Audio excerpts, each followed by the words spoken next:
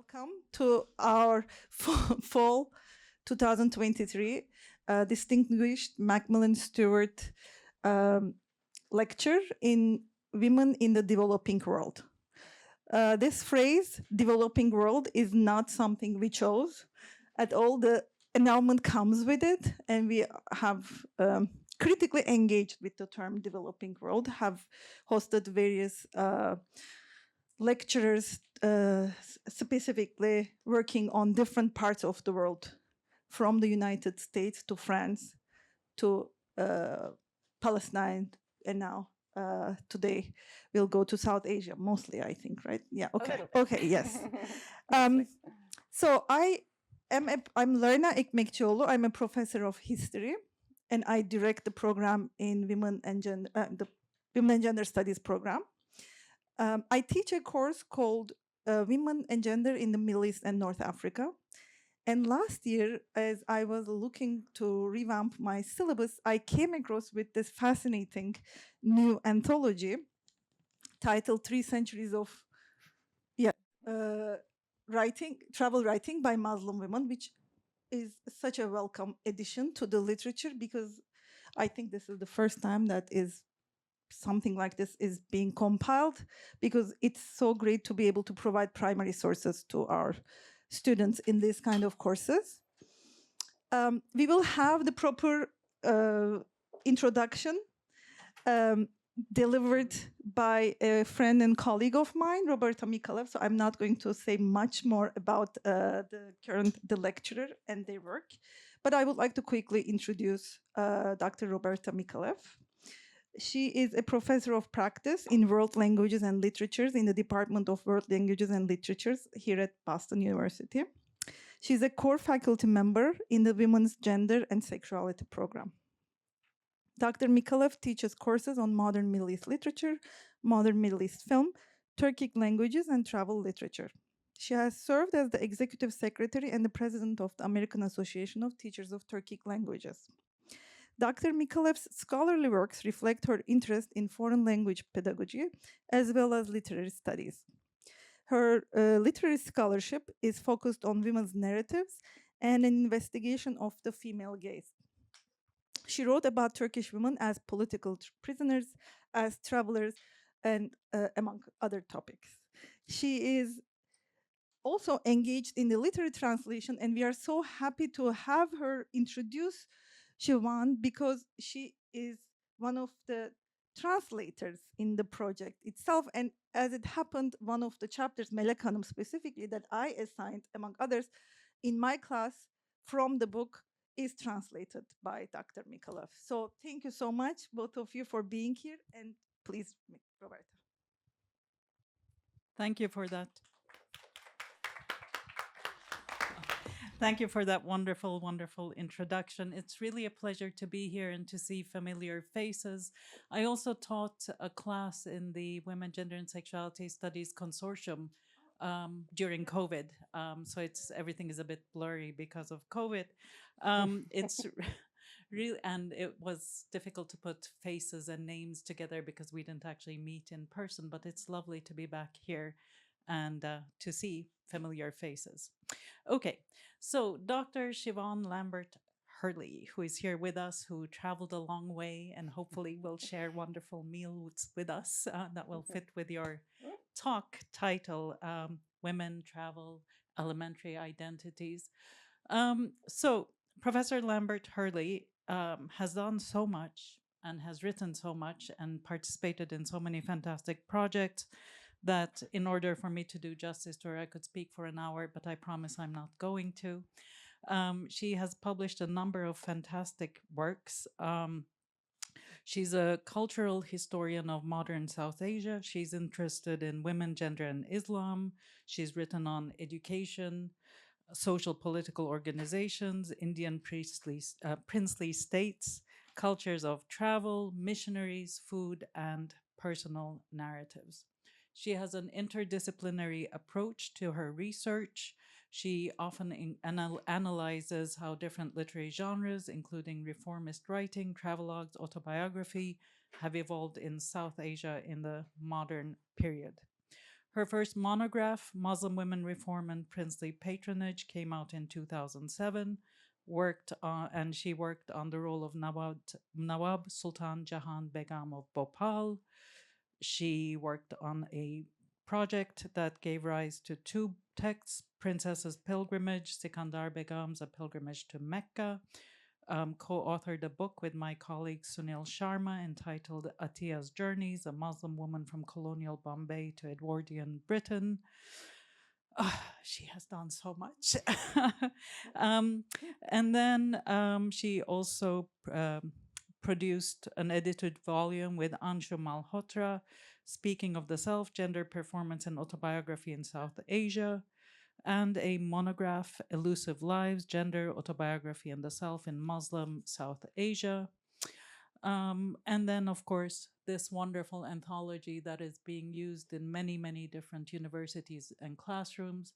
And I'm teaching a course on travel literature in the fall where I will also be using a variety of chapters from this text. So here in Cambridge, we are used to scholars of the top caliber visiting us and speaking to us. So that's not what sets her aside. I mean, she is a scholar of the top caliber, of course. But I was thinking about what is it that makes Siobhan Lambert-Hurley very special?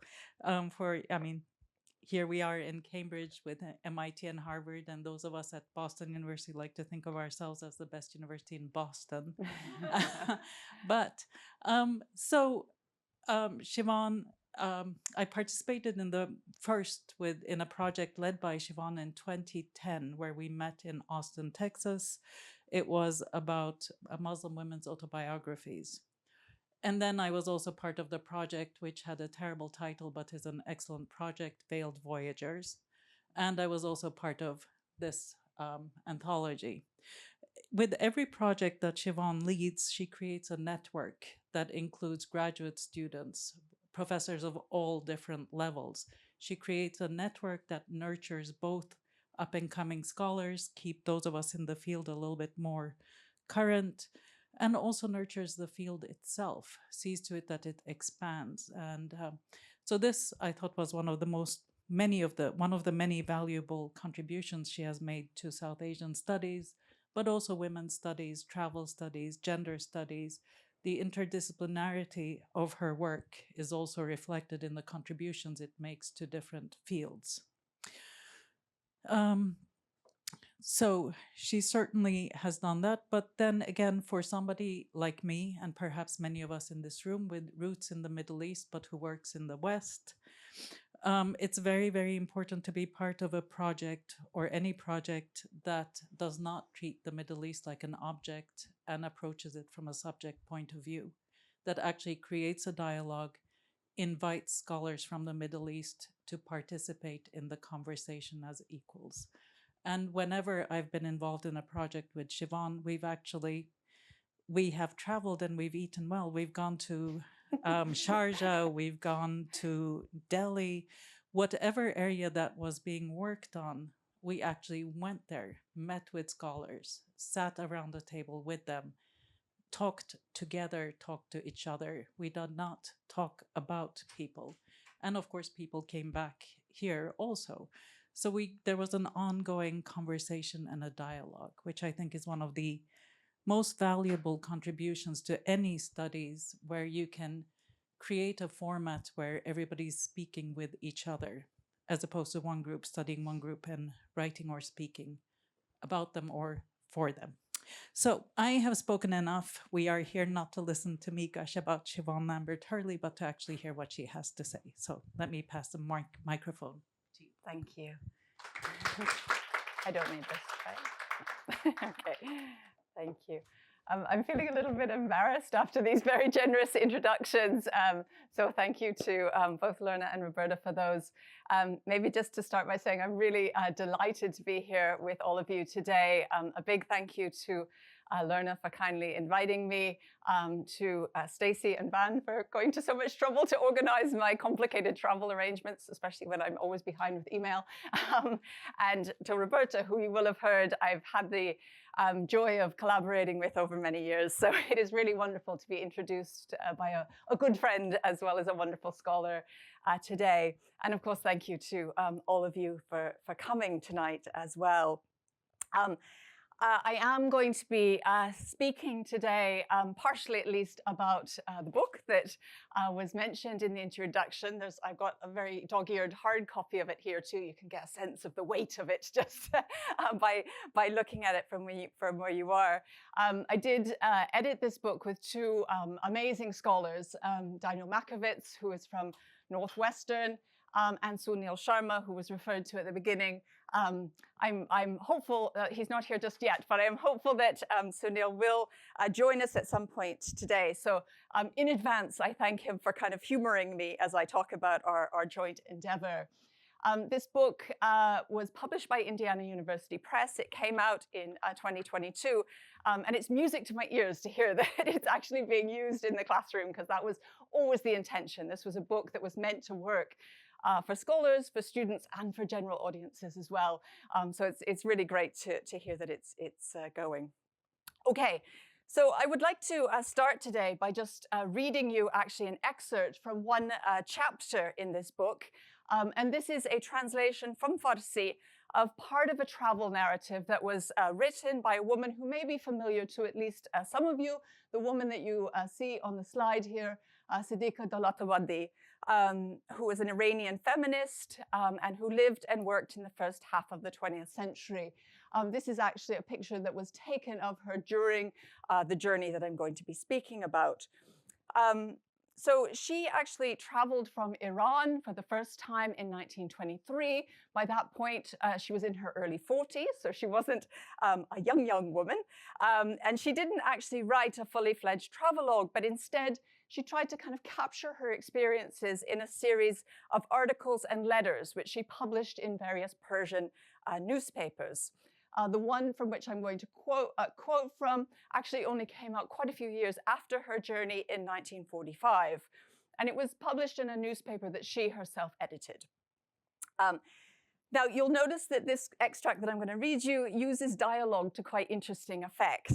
And it captures a long exchange that she had with a French immigration officer when she first arrived in Marseille in 1923. So she writes, "Here is my passport. Are you Iranian? You must certainly be Armenian Iranian, isn't it? I'm Iranian, but not Armenian. You can't be Muslim. Perhaps you're Jewish. No, sir, I'm not Jewish. Not only have my ancestors been of Muslim and Iranian origin for generations, but my father was one of the Muslim jurists of his time. I can't believe that I am facing a Muslim and an Iranian woman. Now tell me, with whom have you come all this way? I mean, who has brought you? I traveled alone, though God was with me everywhere." The official made a gesture of surprise. "My God, mon Dieu, a Muslim Iranian woman has traveled alone from Tehran to France. How did the government permit you to leave? Where did you get this passport?" And he goes on from here. Now, I start with this exchange in this particular excerpt because I think it really captures many of the kind of assumptions about Muslim women travelers, not just in the past, but now perhaps too. Perhaps because of kind of constraints on women's mobility in Islam, that somehow Muslim women aren't, or perhaps even shouldn't, be travelers. And that if they are, that they must experience all kind of specific challenges. The need for a male guardian, as we see in this extract, the assumption that she must have traveled with someone, the difficulty of making travel work with practices of veiling and seclusion, something perhaps also kind of implicit in this extract, and then perhaps other things too, perhaps the difficulty maybe of accessing halal food or other things of this sort. Now, whatever our backgrounds, I think it's perhaps not surprising that these assumptions are floating about, partly because they reaffirm certain colonial or Orientalist suppositions that remain alive and well in the present, and partly because we simply don't have many people that have access to this historical record about Muslim women's mobility. And so that was really kind of the aspiration, I suppose, that was behind this book. It was about making a historical record available to a much bigger audience. So what we did in the course of this project is, first of all, we tried to find these narratives, then we translated them, and then we sought to contextualize them. And you'll see here that there's really, it's been noted already that there's a lot of primary sources in this book. So this was really a book about kind of capturing women's voices. And women's own voices. And I think what we're going to see in the course of this presentation is that those voices belie many of our assumptions, even as they affirm and inflect others. So what I want to do in this presentation today is really kind of two things, though I notice there's 3 bullet points. First of all, I want to introduce you to this collection, and I really want to kind of tell you a little bit about what this book looks like and what it aims to do. And then, having introduced the collection, I want to turn to its kind of broader significance to history and literature in terms of, in the words of my title, reorienting the global. So to ask, what does opening up these kinds of historical sources with their gendered subjectivities do to help our understanding of a global past? And as a kind of extended illustration of that theme, I'm going to turn to some of the sources that I have used in my current project, which is on food cultures in Muslim South Asia, relevant to the food that you've been served. Here I'm going to talk about how South Asian Muslim women have employed food in their travel writings as a way of kind of distinguishing between self and other at different historical moments and locations. And I'm going to do this because I think it should literally give us a taste of how travel and mobility and the way in which women wrote about that brings into focus the importance of alimentary identities to the making and unmaking of colonialism and postcolonialism, nationalism, and globalization. Now, I should say that in presenting this material today, I'm going to try and keep interspersing it with some quotations, just as I've started with. Most of the quotations I'm going to be using in this presentation, as indicated, come from the context that I study, which is South Asia. And I want to do this because I want to give you a bit of a flavor of the materials in this book today as well. Of course, I do so with appropriate thanks to my many collaborators on this project, Daniel and Sunil, who I've mentioned already, Roberta, who you can see in the front row, but also pictured here, who, of course, did contribute to this. And I've just given you, not all of them, but some of the other people, the regional specialists that helped us on this project as well, just to underline this was very much a kind of collaborative project. Okay, so let me start by introducing this collection. I've given you this crazy slide full of loads and loads of text. But really, I just provide this, what is effectively the table of contents, just to give a sense of how much there is in this book. As you can see, it's a book that's made up of 45 chapters, and each of them reflects one specific woman traveler, a woman who wrote about her own experiences. You'll see, too, that it's a book that's divided into 4 different sections, each of which addresses a different motivation to travel. So that was our kind of organizational principle for the book. So you'll see the first section of the book deals with travel as pilgrimage. And we choose this primarily on the basis that religious pilgrimage was, as we put it in the introduction, the longest, most consistent, and best accepted type of travel by women. The second section then moves on to travel as emancipation and politics. And here we incorporate a wide range of political impetuses to travel, from feminist in its broadest implications to nationalist, internationalist, and communist. The third section then is on travel as education. And this reflects how women began writing really from about the early 20th century about both formal and informal reasons, study abroad, if you like, in the early 20th century. And then the final section is called Travel as Obligation and Pleasure. And what this really covers is that for many of these women authors, they didn't necessarily travel out of their own volition, but rather they had commitments to their families. So they would accompany various male members, whether it be fathers, brothers, husbands, as they traveled into exile, as they did work or study, or especially from the early 20th century, went abroad for recreation.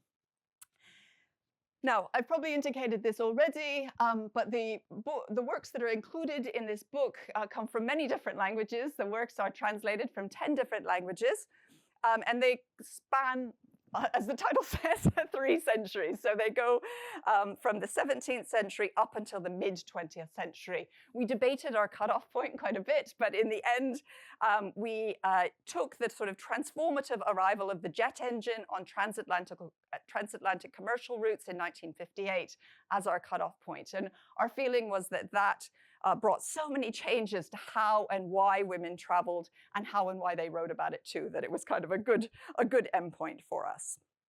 Now, I noted that all of our authors are women, but they're incredibly diverse within it.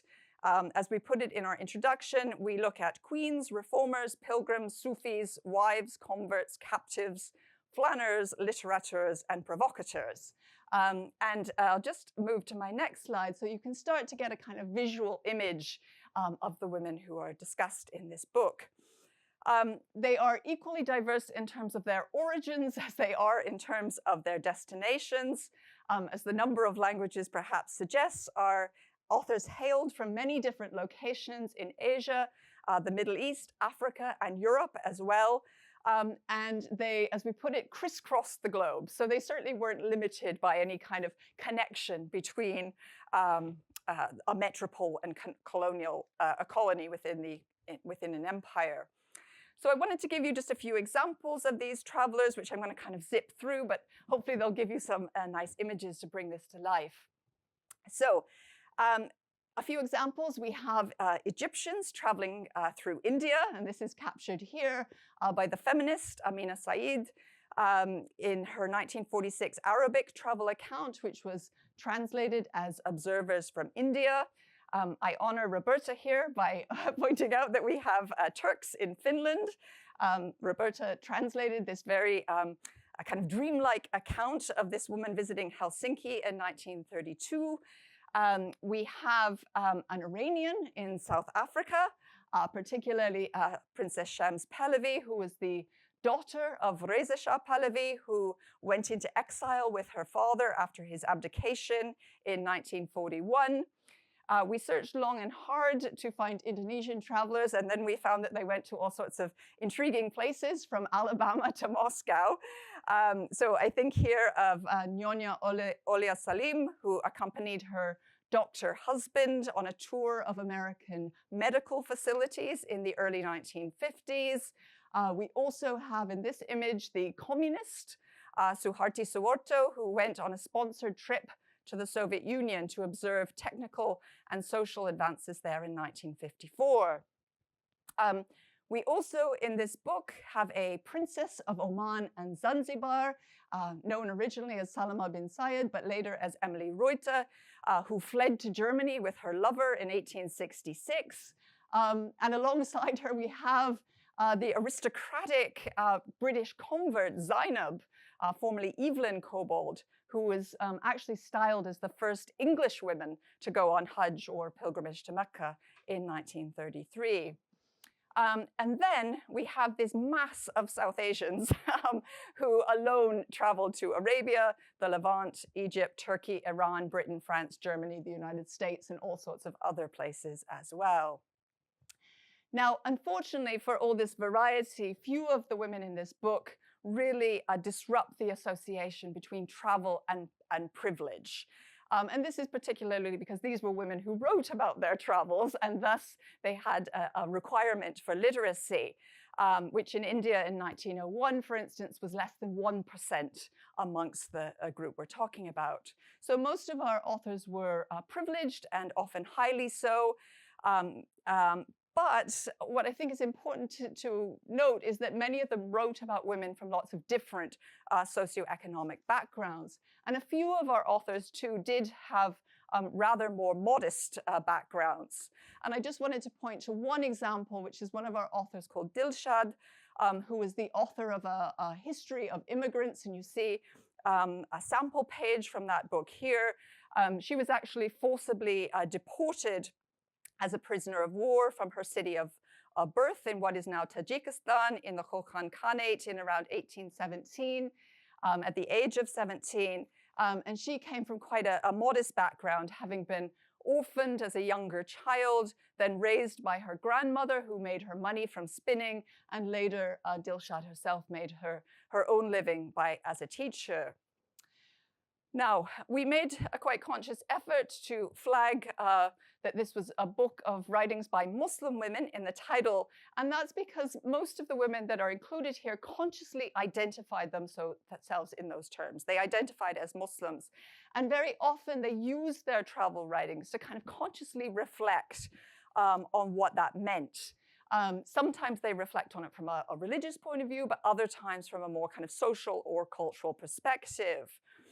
And unsurprisingly, perhaps, we found as we looked at these texts that there was no kind of single experience or perspective that was linked to this theme of Muslim women. Perhaps inevitably, these authors thought about their positionality, not just from the perspective of gender or creed, but often principally from the perspective of other identities, cultural background, race, class, politics, and of course, their own individuality. And thus, the point we make in the introduction is that this is a book that's almost a kind of mediation, if you like, on the inherent diversity of Islam. There are so many different experiences, so many different perspectives that are captured and reflected in this book. And it was that kind of quality, I guess, of diversity that really impacted the extracts that we chose to include in the book. So we've tended to focus in the extracts that we took from these writings on women's experiences of other women, primarily. And those other women were often Muslims, but not exclusively so. So this is a book that talks a lot about kind of social interactions between women across cultural and linguistic boundaries. The reference to the extract also encourages me to make a point about nomenclature and form. You've probably noticed already that I have a tendency to use the phrase travel writing rather than travel log. And we do this very purposely to reflect that we've included quite an expansive set of materials in this collection. Indeed, we found that the forms that women used to write about travel were very gendered.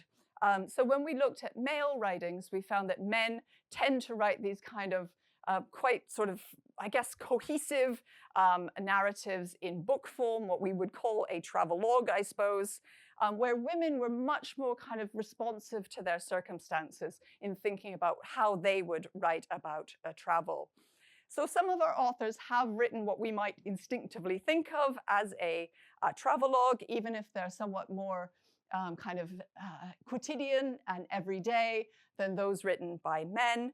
But others wrote in lots of different forms. So some of our extracts are excerpted from autobiographical texts, like this one by Selma Akram, which was referred to already. Others took the form of magazine articles, like the one I started with by Siddiqa Dolatabadi. Some started life as private letters or as diary entries before they were published. A couple came from public lectures. Some were written in rhyming couplets as opposed to prose. And I suppose what all of this kind of adds up to is that most of these texts that we look at in this book were very much linked to the literary aesthetic of the place where these women lived. So less than kind of copying, if you like, a kind of colonial style or text. They were very much kind of coming out of a local literary tradition. However, most of them have now been kind of lost to those literary traditions. So very often when we spoke to regional specialists, they would say to us, no, we don't have any texts of this type. And I think it points then to the kind of gendered exclusions that have happened within these traditions over time. Probably not surprising that to find the number of examples that we have for this book took a lot of detective work and many years of putting together. Of course, we certainly don't claim to have found everything, but we do kind of hope that this book will be a sort of springboard for other scholars and that it will open up more work in this area. And I say that particularly because I do think these texts are really useful and really important to us in terms of our kind of understanding, I guess, of global history and literature. And that really brings me to my second section, which, as I said, is going to really start to highlight what I hope are some of the scholarly contributions of a collection of this sort. As I indicated at the beginning, what we hope above all is that this is a collection that will help us integrate gendered subjectivities into a kind of understanding of both global history and global literature. So, reorienting the global. Now, the first point, I guess, to make is that what we try to do with a collection of this sort is to make available a type of historical source that's really rarely been employed to the purpose of global history or global literature. And so we're really responding, I guess, to one of the critiques that we've seen of global history in recent years.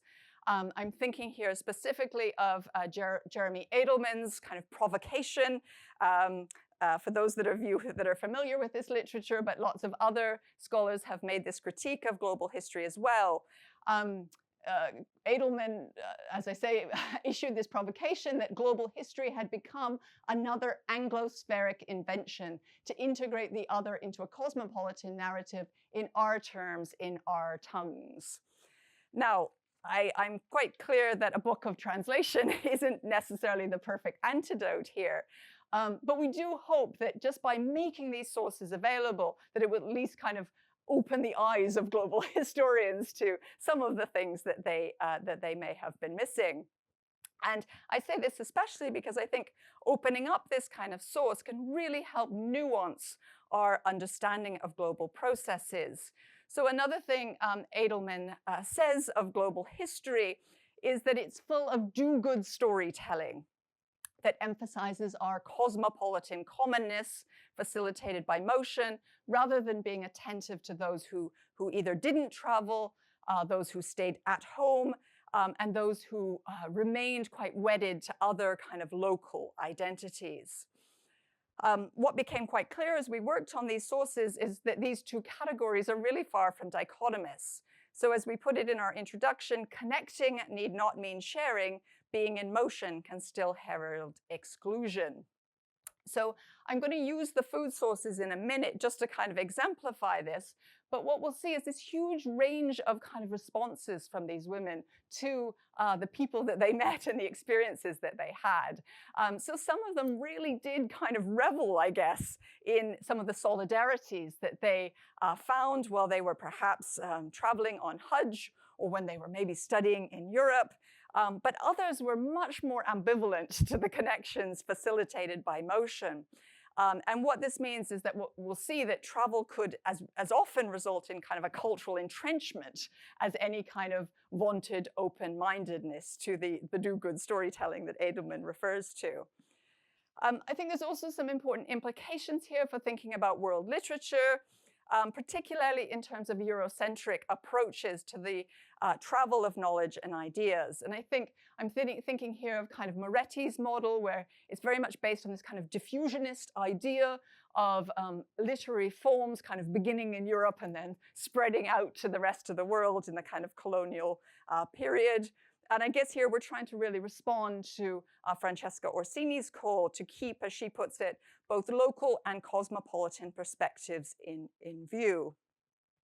Now, one thing that we do right at the end of our introduction to this book is we try and look at some of the implications of certain sources within this book for individual fields of study within global and international history as well. And we take two brief examples, one of which is humanitarianism, our human rights historiography, and the other of which is migration studies. And I don't want to talk about either of those today, but what I would like to talk about is how having kind of put together this collection of sources, that I was then able to use them for the project that I did next, which is, as I indicated at the outset, was on food history in Muslim South Asia. So a book, so the project I'm working at the moment, I sometimes call it Eating and Etiquette in Muslim South Asia. Sometimes I call it Cookbooks and Kitchens. But either way, it's on, well, on the subject that you can see on my screen, which may be unpleasant to some of you if you're vegan, but may be tempting others and making you feel hungry.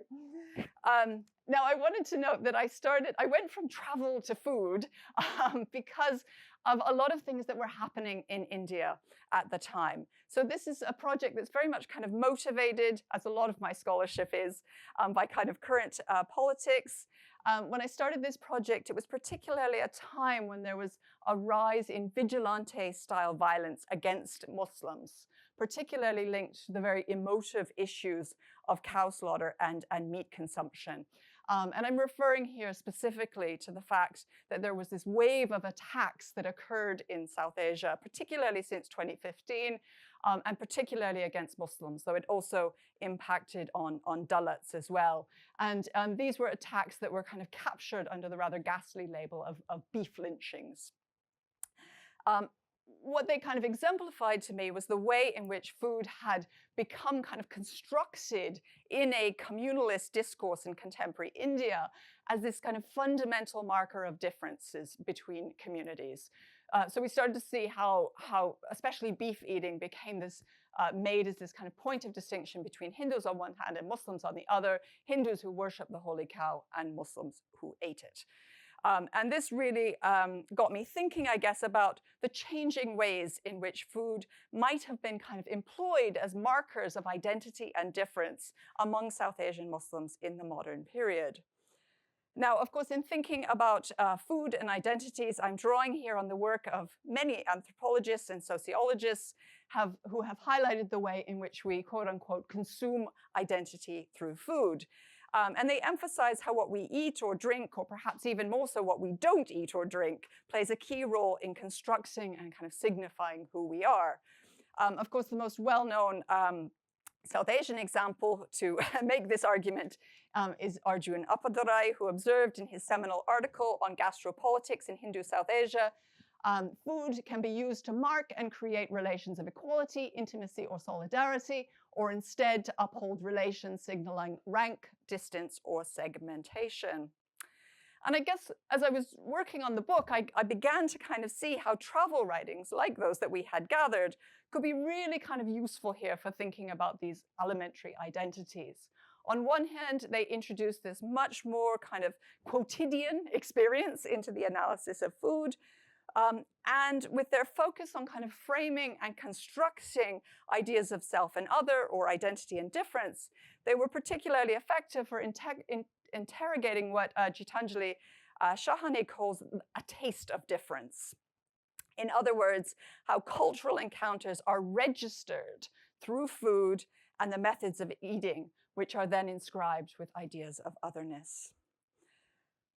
Now, as I delved into these travel writings from the perspective of food, what they began to kind of reveal to me the way in which it wasn't just a kind of static use of food in telling identity, but rather it changed, it varied depending on historical moments and locations. And it was used to differentiate not just between Hindus and Muslims, as we so often seen in kind of contemporary politicized discourses in India, but also lots of different groups as well. So class, gender, and cultural groups. So the way it was used in the colonial period to distinguish between colonizer and colonized, men and women, also different class groups, and also between Muslims of different regions and locales. And I'd like to kind of break this down in the time I've got left into kind of 4 categories, which I'm going to take in turn. So the first kind of point I want to highlight is the way in which food was used in women's travel writings to draw a distinction between kind of South Asians as a group, or Indians as they were denoted in the colonial period, and those in the West. And I think what was of kind of particular interest was how that difference was expressed, not just in terms of what food was eaten, but also how that food was eaten. In other words, as I started with eating and etiquette. So what was interesting was how Muslim authors actually kind of use food to upturn civilizational hierarchies that had been promulgated to justify empire through their often quite critical attitudes to British food and eating practices especially. And here's where some nice quotes are going to come in. So one of my favorite sources here is by a woman called Begum Inam Habibullah, who you just see on the edge of this photo here. She traveled from the United Provinces in North India to Britain in 1924. She traveled with her husband and her young daughter, and they traveled to see her 3 rather anglicized sons who were at a boarding school in Britain at the time. And this is a picture that was taken of the whole party during their journey. She wrote about a meal out in a London restaurant, and this is a quote from one of the sources in the book. We all went to eat in a restaurant. There were many tables put out, but thus far only a few people were present. All of these began to look in astonishment at the Hindustani party. I hated the feeling of their gazes on us. Perhaps they were staring so intently because they saw us as some kind of wonder. Otherwise, it's considered very bad manners in England to stare at someone like this. And the food, I think, can't but taste bad to a Hindustani. I can make this conjecture, for when I was in India, I was accustomed to eating English food regularly. But to be honest, since I've been coming here, I've grown to detest it. So much for the kind of cosmopolitan commonness which was meant to come out of these contexts. So I think we can see how kind of gastronomy is being used in this quote to kind of reinforce a sense of Indianness. And we see this in other sources too, particularly against kind of notions of Britishness or Americana. And this happens not just in the colonial period, but in the post-colonial as well, so the immediate years after independence. And I think here of another author who I wanted to introduce you to, this woman here called Mera Nissa, who arrived from Hyderabad in South India to Canton, Ohio, to do a nursing course in 1953. You can see her in her nurse's uniform here. And she basically wrote on repeat through her narrative about taking poppadom and mango chutney wherever there might be a gathering of Indians. And she uses Indians to include both Muslims and Hindus, and Indians and also Pakistanis. So she uses it to include this whole group. As she recounted after one such enjoyable evening shared with fellow medical practitioners, everyone liked the poppadoms we had brought.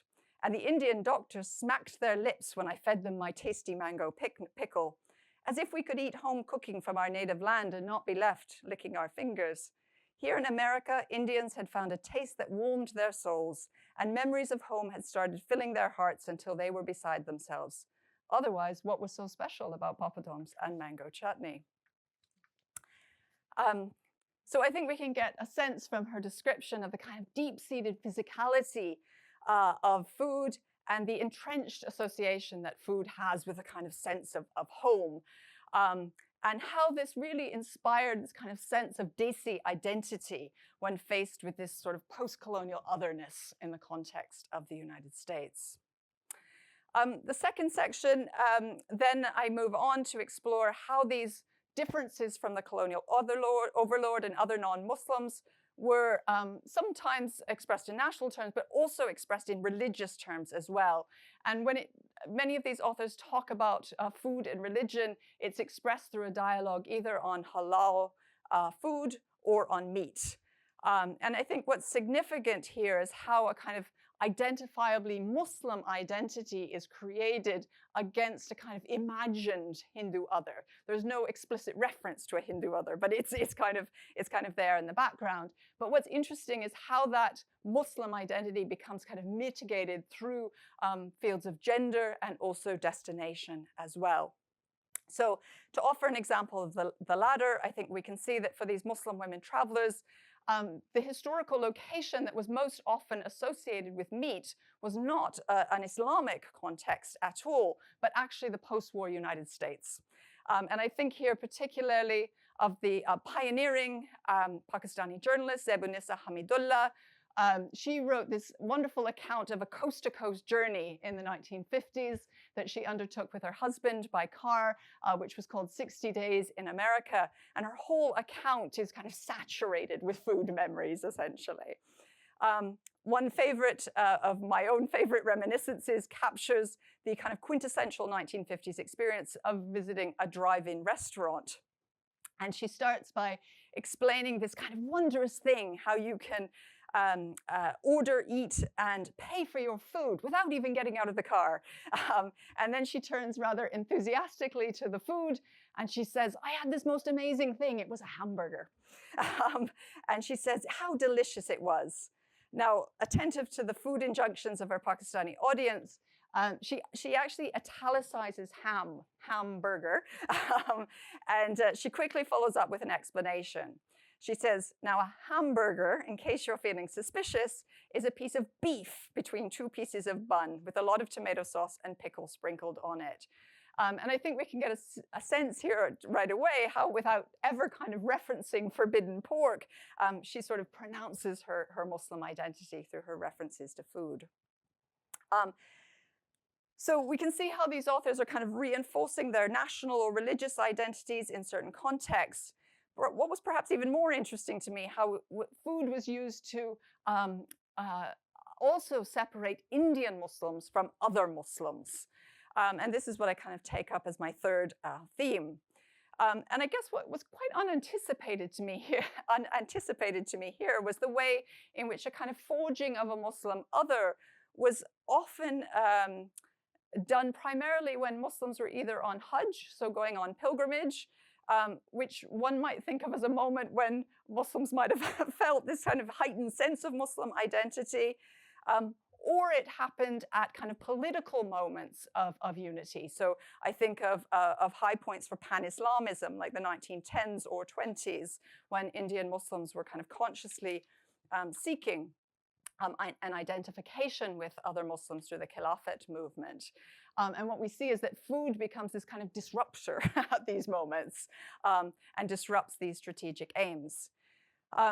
The culinary divergence between Indian and Arab Muslims emerges most sharply in Rahil Begum Shabania's pilgrimage narrative, Sad al-Zabil, which has to be one of my favorite narratives in the whole of the book, and you'll see why in a minute. She composed this, unfortunately we don't have an image of her, but she composed it in the early 1920s at the height of the Khilafat movement. It was published in 1929. And I guess the most revealing passages to me were, she has these lovely passages when she's aboard a Hajj ship, and she uses food to distinguish between the Indian Muslims and the Meccan Muslims they were going to visit. And we can see how, even though kind of Mecca is being envisaged, if you like, as this kind of historic site, central site of Islam, the holiest site of Islam, and yet she uses food to kind of reverse these historic notions of center and periphery within the Islamic world. Because she uses food to show that many travelers didn't consider these Meccan Muslims to be superior or actually even equal to their South Asian co-religionists. So I thought I'd just illustrate this by reading you a lengthy exchange between Rahil Begum and a fellow first-class female passenger, in which we really get a sense of the kind of intensity of sentiment. So she's talking to this other woman, and she says, I asked her what sort of disaster she was expecting, that she would bring so many supplies with her. She replied, sister, we wouldn't be able to bear eating Mecca Sharif's stinking ghee for a single day. We'd rather eat boiled food than their ghee. Even if we have to go without food for 4 days, we won't put that ghee in our mouths. To which I replied, well, then you yourself should take my canister of ghee. I'll eat that sticky, rotten ghee instead. She said, but the wheat there is so bad that it clogs up your intestines. And she proceeded to trash every single grain in Mecca Sharif. There were about 12 women there, each of whom took a turn to sing the highest praises of the items they had brought with them, and to try and scare me by impressing upon me my impending suffering. Now, we see from this exchange that clearly Rahil Begum herself wasn't putting herself above eating the so-called rotten victuals of the Arab other. And I think we can put this down to the fact that she comes from a family very associated with Islamic modernism, with the movements of Syed Ahmad Khan and the Mohammed Anglo-Oriental College in Aligarh. But we can see that in holding this kind of open-minded position that she was clearly in the minority. She also points to the kind of mutuality of the sentiment. So she speaks of one Bahraini family aboard ship, and she comments, they seem to have some kind of disgust for Indians. I pass in front of their cabins often enough, but aside from finding out they're avid eaters, all my pages are upside down, it's very strange. I haven't been able to learn so much about them. So again, we can see there's not much kind of connecting going on there. And we see how food is being used to kind of set Indian Muslims apart from Arab Muslims, not just by the quality of the food, but also by the quantity as well. Last section, I look at how in kind of similar circumstances and context, food was also used to distinguish Muslims from different status groups and regions within India itself. So we can see that in India from the late 19th century, there was this kind of redefinition going on of sharif or noble status among Indian Muslims. And this created a kind of distinction between what we might call old nobilities and new nobilities. And with the new sharif being defined as a aspect of good character, as opposed to birth. And so we see that distinction being played out through food. And we also see these kind of clash distinctions between the sharif, the ashraf elite, and the ajlaf subaltern, or if you like, opposite, being played out as well. And just to illustrate that, I wanted to continue with our example of Rahil Begum Shavania, who really sought to distinguish her kind of modernist ways from the practices of other elite women. And hence the passage I just read you concludes with this kind of oblique references to the disparities between her, the narrator, and the women she was writing about, the narrated. And we can see her very deeply kind of satirical style in the way she talks about these two groups in conversation. She says, "You are elegant and refined women from the city of Delhi. So how can a village person like me, who is accustomed to eating whatever comes to hand, possibly be the equal of you?"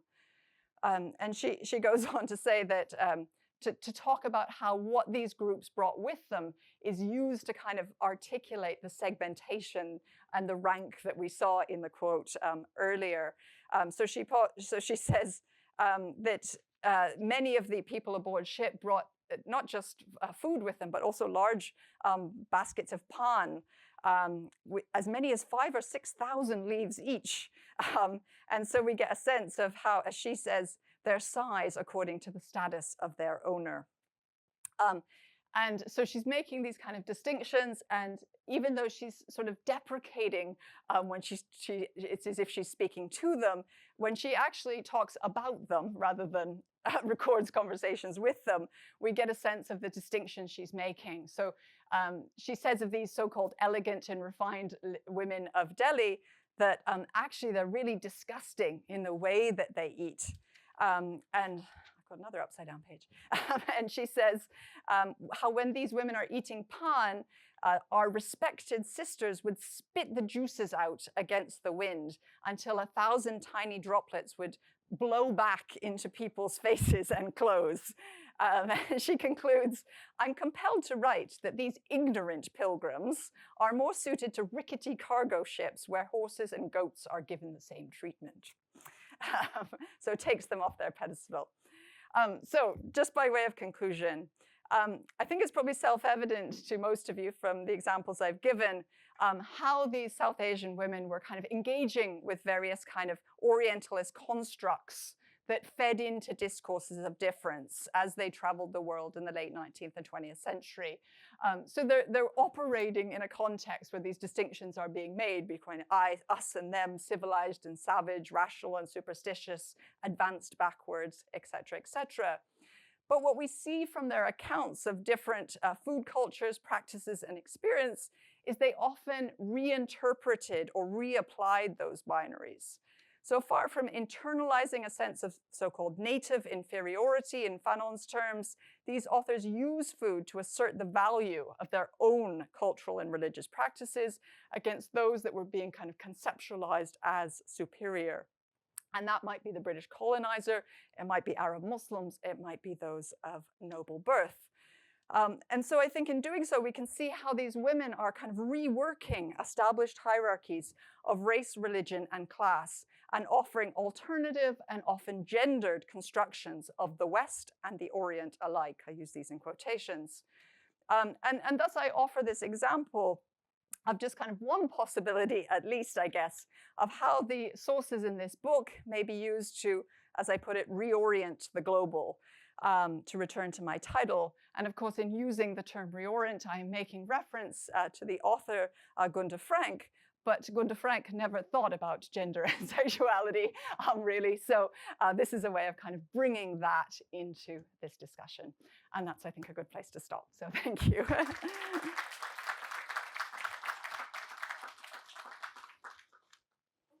Great, thank you so much. We have some time for questions. Yeah. About 15 to 20 minutes. Yeah, 20 minutes. 20 minutes maximum. Yeah. So I think there's a mic. I think, yeah, we can pass the mic. Siobhan, do you want to field the questions? Sure, yeah, absolutely. I'll just say first that I see Sunil has slipped in while I was speaking. I did do a little tribute to you at the beginning, so I'm delighted that he can join us for this discussion as well. Thank you very much. That was a really wonderful talk that both gave an overview of the book, the sort of published, edited volume, but also a sneak peek at what's forthcoming, and certainly made me very hungry with that photograph. Siobhan, I wanted to invite you to reflect a little bit more on the gendered sort of perspective on travel and food, eating etiquette, cookbooks, etc., that you're working through. And I wondered if you could reflect a little bit on the public-private sort of historiographical interventions that have often marked sort of gender and gendered ideas of sort of engagement with the public or private sphere for South Asian historiography, particularly of that colonial period. I was thinking about, the sort of examples that you gave us of the encounter with food as the other, both in its good and sort of not and sort of other forms. These were encounters in restaurants, in the public, right? When we think about food and the production of food in the space of the domestic, there's a different sort of aspect to that. And I wondered if the travel or the limits of where the women were able to sort of reach in terms of spaces and where they encountered food had something to do with that. And I was also struck by the contrast with the male Muslim travelogues, which were sort of travelogues the se, right? Where a lot of the focus was on, the forms of Islam practices as a contrast, and also the politics. And I wondered if those were missing in the larger sort of in the full sort of books and writings that you had come across, or if there was an editorial decision, in fact, to emphasize the social, and again, what that means for this historiographical binary that gets evoked in the public and private. Thank you. Thank you. That's a really fascinating question and a really important one for the work that we've done here. Lots of different aspects to it and lots of different answers I could give to, I think. But I mean, first off, I guess I would just say that one thing that's quite interesting about these travel accounts, even if I've been very selective here in the ones that I've used, is that these women are crossing a lot of those boundaries, I suppose, and they're writing about those crossings. And I think they, just as many British or European women who went to the Middle East and other places kind of portrayed themselves as having this kind of into the women's quarters and an ability to cross those boundaries and tell a different story. These women do that too, and they're aware of that literature and they're responding to it, and they're kind of saying, yes, we have an access into worlds that other people can't see. But also at the same time, many of them are writing for kind of female audiences, not all of them, but some of them. And so I think in those contexts, it seems natural to kind of tell about spaces that will be familiar to their audiences. So they do it out of a sort of sense of familiarity and also an awareness of audience that they want to write about contexts and experiences that will be kind of specific. Many of the women that we're talking about here, some of them were traveling within Poda, so were veiled women, but not exclusively so. And hence, some of the examples I gave you are kind of crossing into those more public spheres. But I think, I gave you the example of the one in the restaurant because I think it's playing with that, isn't it? And that's what I think is really fascinating about it, because it's sort of saying, there's all this literature about how restaurants became kind of this place of spectacle, even in a British society at this time. And these women are saying, according to these rules of etiquette within British society, these people shouldn't be staring at us, right? We should be able to kind of maintain a sort of sense of modesty even in these public spaces. And yet, we can't. We're not being allowed to. And so I think there's this kind of, even in that public space, we're seeing kind of the way the private is being kind of enacted. So I think actually these are texts that cross those boundaries and reflect on those boundaries and play with them as well, which I think is quite interesting. Just in terms of how these kind of differ from male accounts. I mean, definitely, I think one of the arguments that Sunil and I have made elsewhere, but we would make here as well, is that generally, not exclusively, definitely not, but a lot of these women do focus more on the everyday, quotidian, social, cultural experiences. And so they do differ from the male accounts in that way. I think it makes them more interesting, but I am a cultural historian, so maybe that reflects my own bias. Definitely, some of these women do reflect, and I say we've got this whole section on travel as emancipation and politics. So those women are much more engaged with politics and political movements, and so we certainly haven't written those out of the book at all. There's one section that we consciously chose to introduce is when two authors who come from India meet the deposed caliph in Switzerland, and talks, is very consciously kind of thinking about that in the context of the Caliphate movement, and meets him and his wife, and sort of sit down and have this kind of very domestic meal, but yet there's this backdrop of politics as well. So, lots of crossing going on there in terms of those categories. Yeah, thank you. Yeah. Sorry, I was supposed to be doing that myself, wasn't I? Hello. Hi. I hate my voice in the microphone. Thank you so much for the presentation and the collection. It's awesome.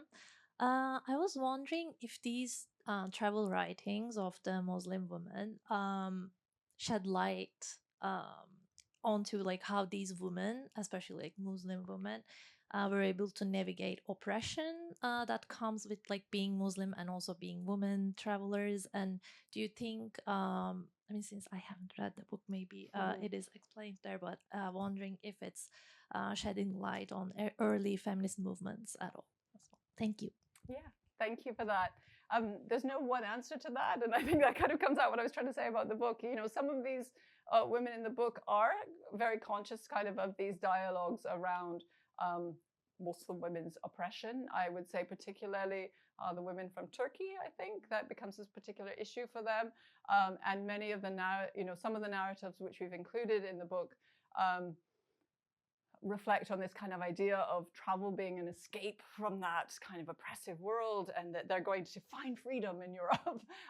What's perhaps most interesting, though, is once they get to Europe, they kind of are they pull back from that a little bit, and they're kind of like, and actually find themselves sort of reflecting on, oh, actually things don't look so rosy here as maybe we envisaged before we got here. So there's this kind of quite interesting reflections about maybe having been motivated by that kind of desire for escape from oppression, that actually they find themselves kind of reflecting on what that actually means, and the complications of that term. For others of these travelers, there's certainly quite the opposite, a sense that actually Islam is freeing for them. And actually, even for some of these women, they talk about the opportunity to travel behind a veil or within a kind of secluded context as again, a form of freedom for them, that they don't have to kind of be forced into these kind of awkward situations or whatever, that they can kind of observe and kind of maintain their sort of world of sanctity, if you like. And so, yeah, there's a lot of different responses to that, I suppose. That's what I'm trying to say, is that there's not one view on it, and a lot of it reflects kind of where these women are locating themselves within reformist debates of the time. So quite a lot of these writers, particularly from South Asia, I would say, associate themselves with kind of reformist movements, socio-religious reformist movements in South Asia. And so they're very actively involved in discussions about porda, about seclusion in the veil. And then they write those out. They pull those apart through their experiences of travel. Yeah, definitely, there's even, some women who are actually quite defensive about wanting to maintain practices of veiling, but practice of veiling to enable them to leave seclusion and to move about, are then quite critical of the impact that these veiling practices have on maybe lower class women on Hajj ships, for instance, where they kind of say, these poor women are all locked up behind, and they've got, as I think one of them says, it's purda upon purda, because they're sort of, kept in the hold and not allowed to come out and have fresh air, and they've got these layers upon layers of veil. So becomes a kind of means of reflecting a whole range of different political views in relation to that topic, I would say. Yeah. One of these. Thank you. Hi, Professor Hurley. I'm Aruj, third-year doctoral student from the Tufts History Department. Oh, I want to commend you for the enriching, fascinating, thought-provoking presentation. Thank you. And I am quite biased because your work has been quite influential for my budding scholarship as well. That's wonderful to hear. So I have two thoughts. One is the, I guess, constraint of categories, and you reflected upon these and the constraint of certain genres like autobiography in your book, Elusive Lives. Yeah. Yes. So I'm just wondering, and you mentioned that briefly in your presentation as well, like why you're not using a term like travel logs. Instead, you're saying travel narratives. I'm just wondering if a way out of this conundrum would be to maybe rely upon local terms like safarnama or rehlanama. So I'm just wondering, what is the way out of some of the constraints that are imposed when we have to make use of certain categories like autobiographies or travel logs? And the second thing I'm wondering is, you briefly mentioned this, that a wide range of these women are elite, but there is a space in which there's further marginalized women that are being included. But I'm wondering, what is the way in which we can further recover the voices of these marginalized women? Like, what detective work would be required? I'm thinking orality, ethnographic work, literature for sure, but historically, where do we even begin? Yeah.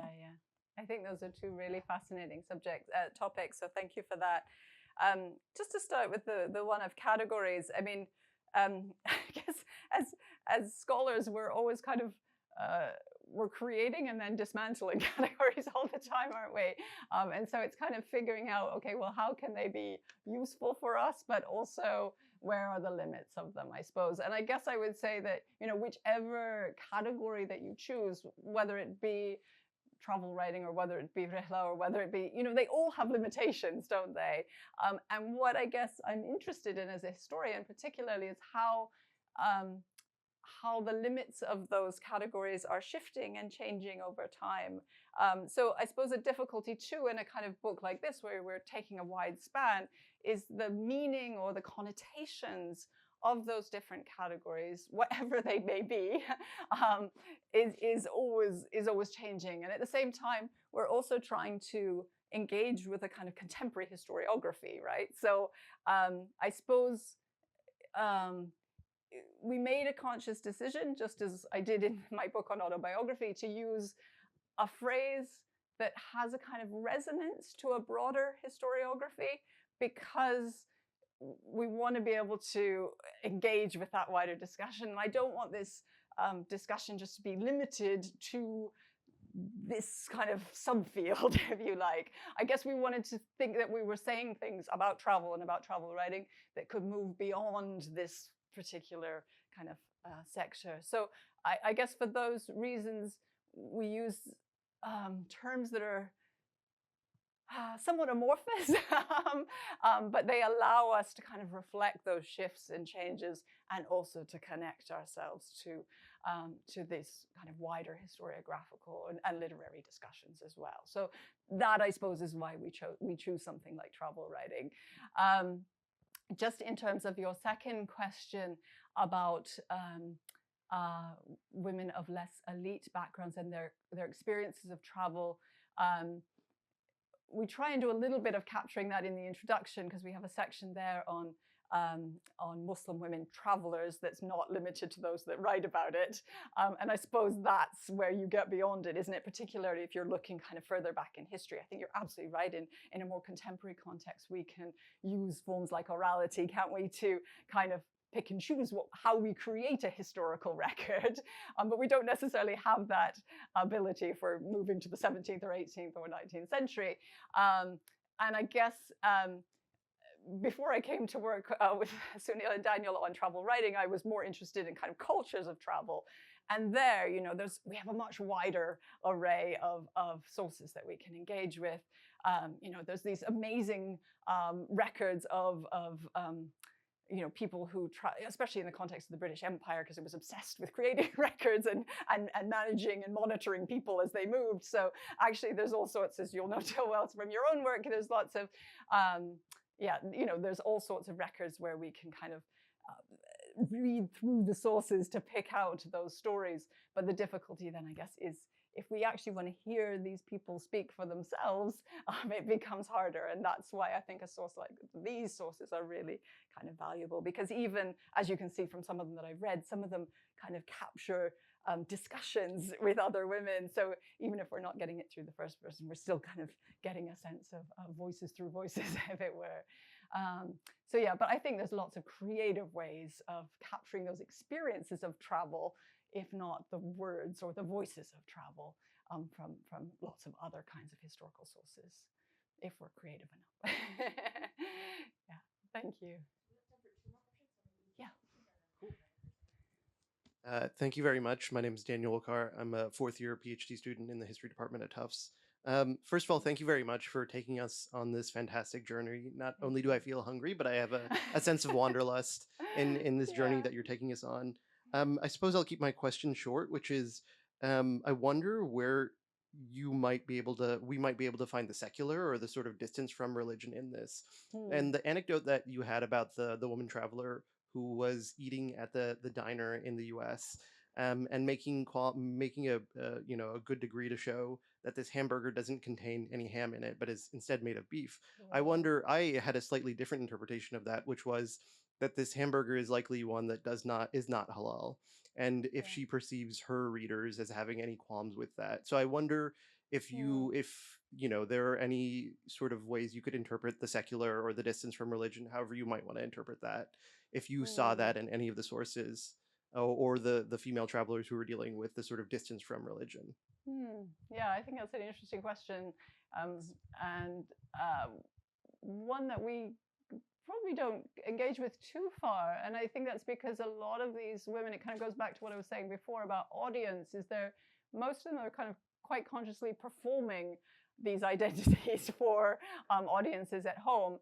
And so I think part of that is kind of performing their Muslimness, if you like. And as I said at the beginning, we're not necessarily thinking about Muslimness just in religious terms. It could be, you know, particularly in the context of South Asia, kind of more cultural or social identity, I suppose. So they're kind of consciously sort of trying to reinforce that or show that, particularly when they're traveling abroad, I suppose. So, I mean, I've talked about food here, but you know, one example that's popping to mind is the example that Sunil and I worked on of Atiya Faizi, who, she constantly talks and reassures her readers at home that she's, you know, don't think I've forgotten about my veil. You know, I'm still wearing it, and I'm still, you know, I'm still very conscious of these codes of modesty, and many of them too. Again, do talk about that very explicitly in terms of access to halal food.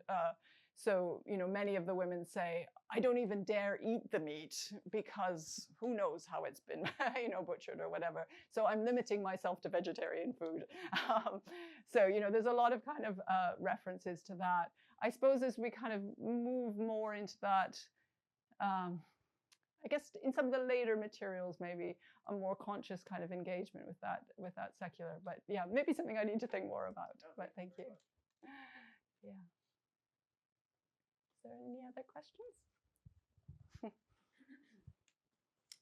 Hi, my name is Husna. I am not a historian. I'm actually a bioengineer, but this is wonderful. quite fascinating. And I think just an addendum actually to that question, you speak a lot about the veil and that kind of outward demonstration of a woman's Muslimness.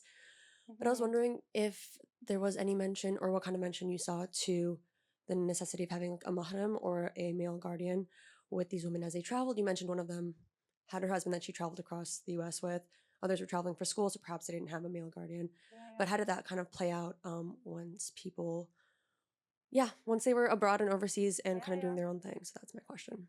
Yeah, I think that's a wonderful question, and one that we do talk about quite a bit in the book, actually, because it was kind of an assumption, maybe even for us as we sort of started looking at these sources, that who are they traveling with, and how are they kind of facilitating this? How are they enabling this in light of these kind of particular requirements?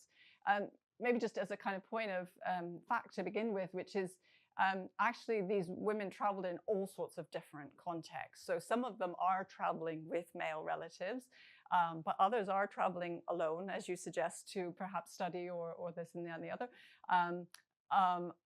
Or they're traveling to places with a male guardian, but then once they get there, they spend a lot of time on their own, maybe kind of moving about the places where they are on their own and the like. Some of them just skirt over the issue and never talk about it.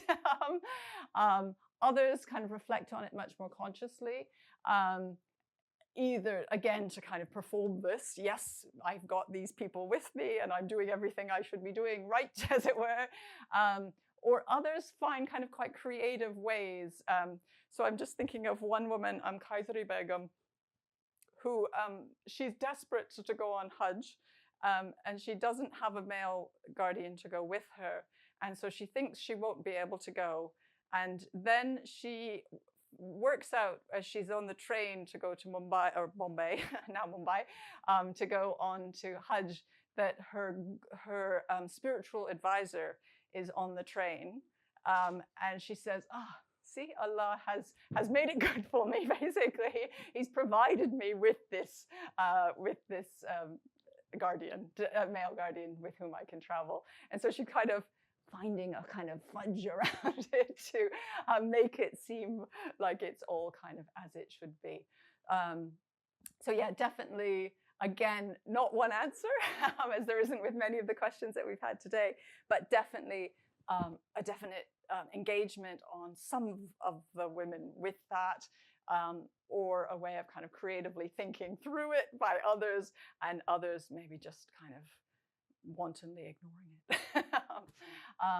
And yeah, there's one woman who was one of my favorite, another one of my favorites. They're all my favorites.